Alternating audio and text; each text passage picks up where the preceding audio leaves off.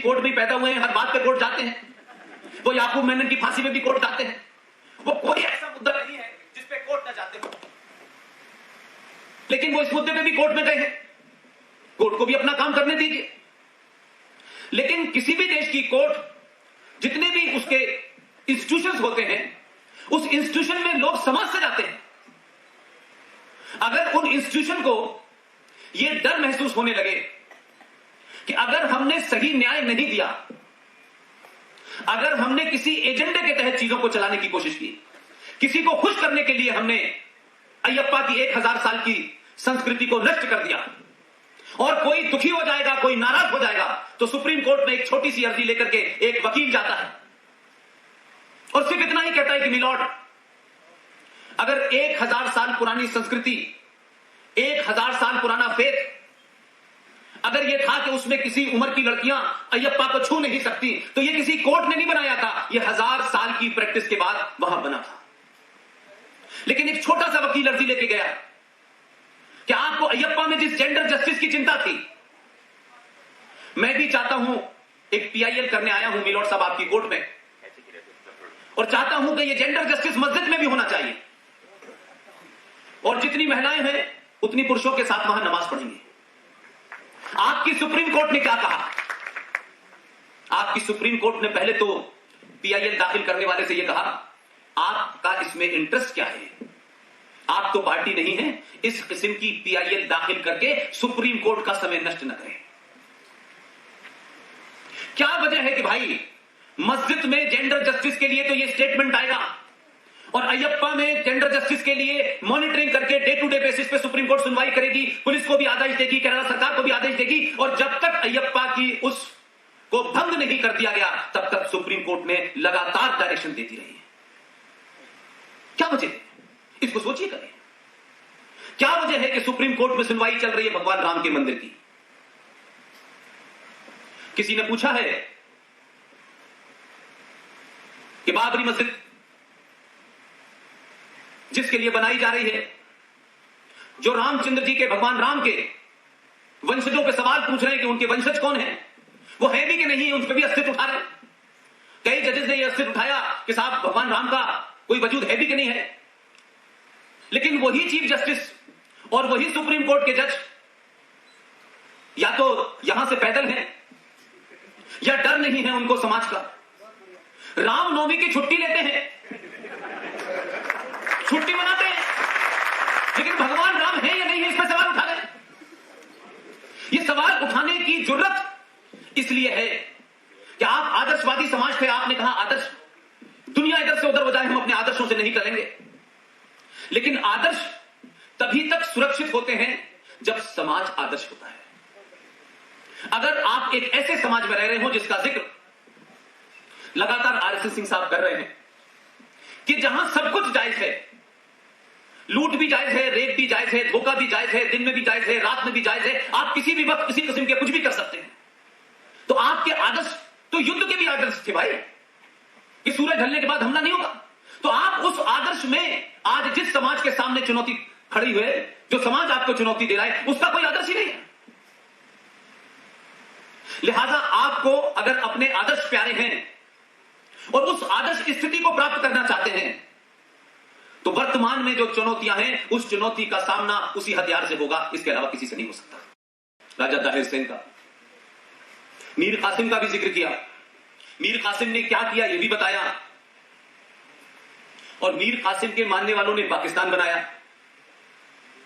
लेकिन इस विडंबना को देखिए आप, भारतीय समाज के सामने जो है कि जिन लोगों को राजा दाहिर ने, जिनके प्रॉफिट को राजा दाहिर ने अपनी जान देकर के, अपने परिवार की जान देकर के बचाया, जिस मोहम्मद साहब के नाम से पूरी दुनिया का मुसलमान यकायक उसमें एक सेंसेशन क्रिएट हो जाता है, उसके खिलाफ कोई बात नहीं सुनता है, सच बात भी नहीं सुनना चाहता, झूठ बात भी नहीं सुनना चाहता, और झूठ बात तो बिल्कुल नहीं सुननी चाहिए। उस मुसलमान ने, वो हिंदुस्तान का हो, वो अफगानिस्तान का हो, ताहम वो दुनिया के 57 मुल्कों का हो, जिसके लिए मोहम्मद साहब एक मुकद्दस शख्सियत है, उनके पैगंबर हैं। ये ट्रेजेडी है अपने समय की कि राजा दाहिर सेन के वंशजों को, वही लोग जो मोहम्मद को अपना पैगंबर मानते हैं, उसकी शान में अगर कोई गुस्ताखी कर दे तो पूरे पूरे लाहौर में और दिल्ली में और दुनिया के सर शहरों में आग लगा देते हैं। लेकिन हम राजा दाहिर सेन के वंशजों में से आते हैं, उस डीएनए से आते हैं जिन्होंने मोहम्मद साहब के नवासों को करबला के मैदान में बचाया, उनको बचाते बचाते मारे गए। उस मोहम्मद बिन कासिम जो 1712 में आया, उसने उस वक्त भी मोहम्मद साहब के नवासों को मारा। यह आज की ट्रेजेडी है कि मोहम्मद साहब के मानने वाले राजा दाहिर सेन के परिवार और उस वंशजों को काफिर कह के आज भी मारते हैं, और जिन लोगों ने मोहम्मद साहब के नवासों को मारा उनकी आज पूजा की जा रही है। इससे बड़ी क्या ट्रेजेडी हो सकती है?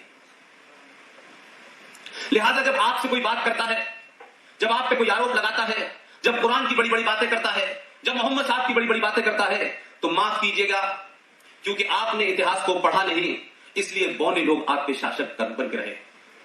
अगर आप अपने इतिहास को जानते, उस गौरव गाथा को जानते जो आपके पूर्वजों ने उस दौर में क्रिएट की, जब कोई इलेक्शन का जमाना नहीं था, जब मोहम्मद साहब के परिवार को इसलिए नहीं बचाया था कोई सेकुलरिज्म के नाम पे कोई वोट लेने थे उनको, वो उन्होंने 5000 साल पुरानी सभ्यता का, अपने आदर्शों का परिचय दिया था। तब भी दिया था और आज भी हम दे रहे हैं। लेकिन इस 5000 साल पुरानी सभ्यता के आदर्शों के साथ रहते हुए, उन मूल्यों के साथ रहने के कारण आप समय के साथ नहीं बदले। आपने भगवान राम की पूजा की, परशुराम की पूजा की, दुर्गा की पूजा की, सबकी पूजा की। ना आपने शास्त्र पढ़े, ना शस्त्रों का इस्तेमाल किया। आपने अपने गौरवान्वित उस इतिहास को जाना ही नहीं। लिहाजा हर कोई आता है छोटे भाई का पजामा, बड़े भाई का कुर्ता पहने हुए, और आपसे इतना आर्गुमेंट करता है, आपको लगता है पता नहीं हम कौन लोग हैं, हम तो गुलाम लोग थे, हम तो इनके भी गुलाम थे, हम तो अंग्रेजों के भी गुलाम थे, हम तो पुर्तगाल के गुलाम थे। आपको पता ही नहीं गया कि उससे पहले आप क्या थे भाई। ये एक अजीब दूसरी ट्रेजेडी है कि भारत की आजादी की लड़ाई लड़ी गई। आजादी की लड़ाई में एक हमारे पिताजी हमको मिले और हमें ये बताया गया। अब देखिए, तमाम वो चीजें आज के दौर में आपके बीच में, मैं तो बार बार ये बात बड़े ओपनली कहता हूं कि हमने निजी तौर पे क्या अर्जित किया, हमें कितने लोग जानते हैं, नहीं जानते हैं, हमारे पास क्या संपत्ति है, क्या संपत्ति नहीं है। मुझे आज के दौर में अगर कोई संतुष्टि होती है, गौरव का एहसास होता है, सम्मान का एहसास होता है, तो शायद इसलिए होता है कि 1000 साल के बाद जो बदलाव हो रहा है, और इस बदलाव में जो लोग ताकत के साथ टेलीविजन पे भी खड़े हुए हैं, हरे रंग की वर्दी में भी खड़े थे, वो रॉ में भी खड़े थे, वो आईबी में भी खड़े थे, आज वही लोग सड़क पे निकल करके आज आपका मार्गदर्शन कर रहे हैं। और ऐसे लोगों की, उनका सानिध्य, उनको सुनने, उनके साथ बैठने, उनको समझने और उनके साथ साथ कुछ बोलने की कोशिश करने की वजह से मुझे लगता है कि ये मेरा सबसे सौभाग्यशाली एरा है। लिहाजा आप कहीं भी रहे, आप कुरुक्षेत्र में हैं, धारा 370 और 35A की तेरहवीं हो चुकी है। लिहाजा हिंदुस्तान में पहाड़ का एक इलाका है गढ़वाल, वहां मेरी 3 बहनें रहती। जब भी कोई उनके यहां गढ़वाल में पहाड़ की रस्म है, एक सेक्शन में होगी कि जब भी किसी का देहांत हो जाता है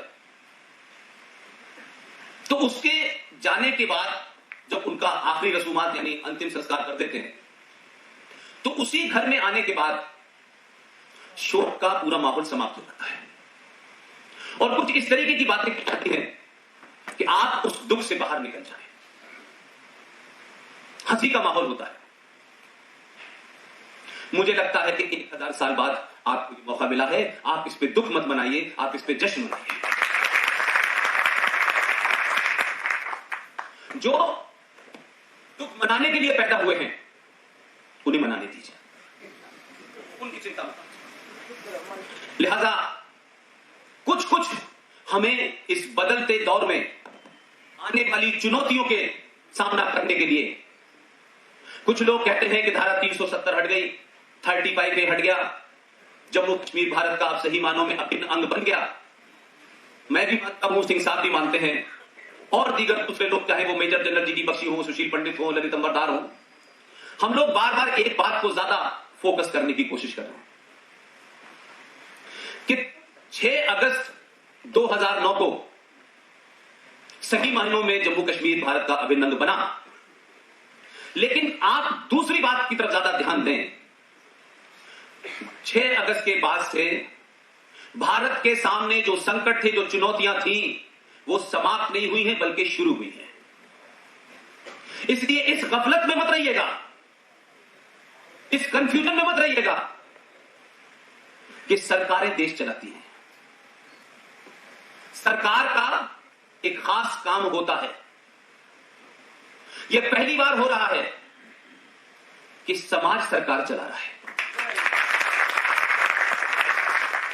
और जब समाज सरकारें चलाने लगता है, समाज मुत्तहिद होता है, यूनाइट होता है, एक होता है, तो सरकार की भाषा और आपके दिल की तमन्ना एक सी होती है। इसलिए आप लोकसभा में भाषण सुन के जब खुश होते हैं तो आपको ऐसा नहीं लगता कि ऐसा ही कुछ आप चाहते थे जो हो रहा था लोकसभा में। जिस तरीके से इस धारा को हटाया गया, पूरे गाजे बाजे के साथ हटाया गया, कहीं किसी से कुछ छुपाया नहीं, कुछ ऐसा नहीं कहा जिस पे सवाल उठ सके। ये बात अलग है कि लोग कुछ कोर्ट गए हैं, कुछ लोगों की आदत है वो पैदाइशी